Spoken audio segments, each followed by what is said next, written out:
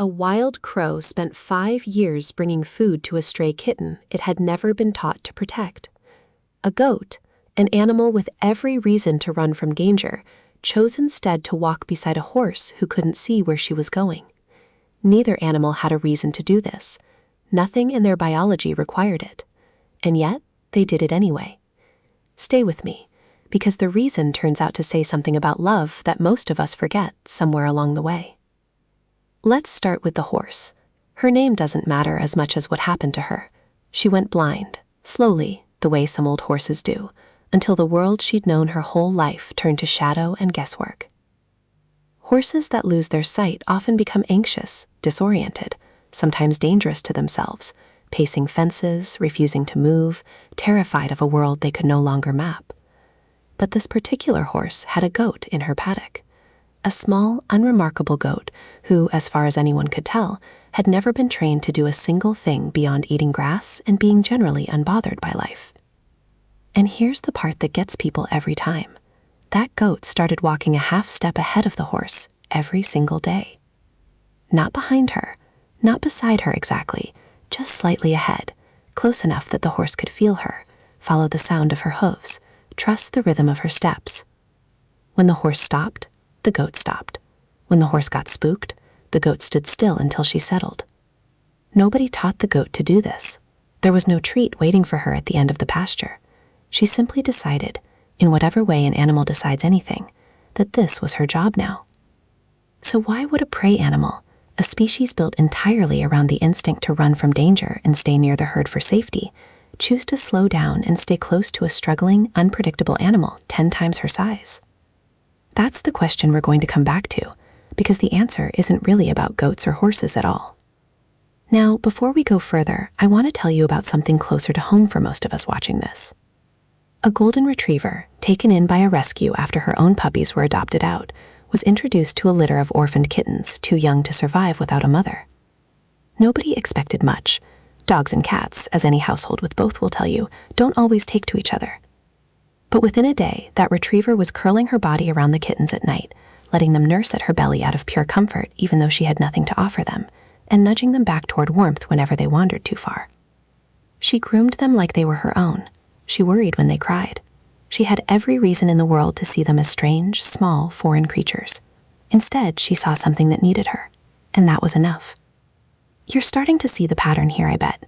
But the story that really stops people in their tracks, the one that even wildlife researchers have struggled to fully explain, involves a crow. Crows are famously intelligent. They remember human faces for years. They hold something close to grudges. They're also, by nature, opportunists, more likely to see a small, defenseless kitten as a meal than a companion.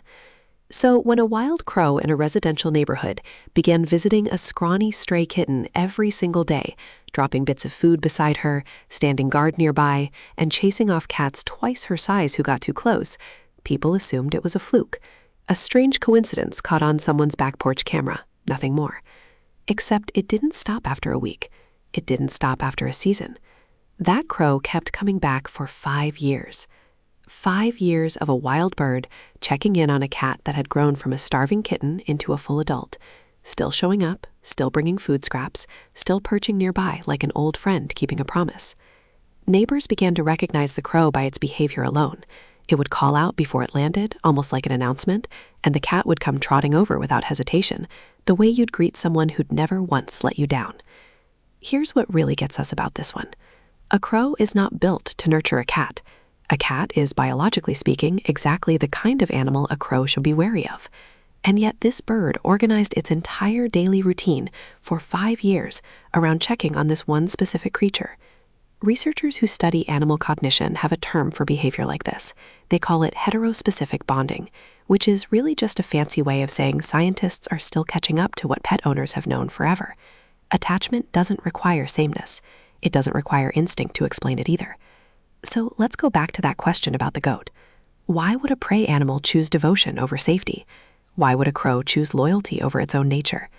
The honest answer is that we don't fully know, not in the tidy, scientific way we'd like. But here's what researchers do agree on. These animals weren't following a script written by evolution.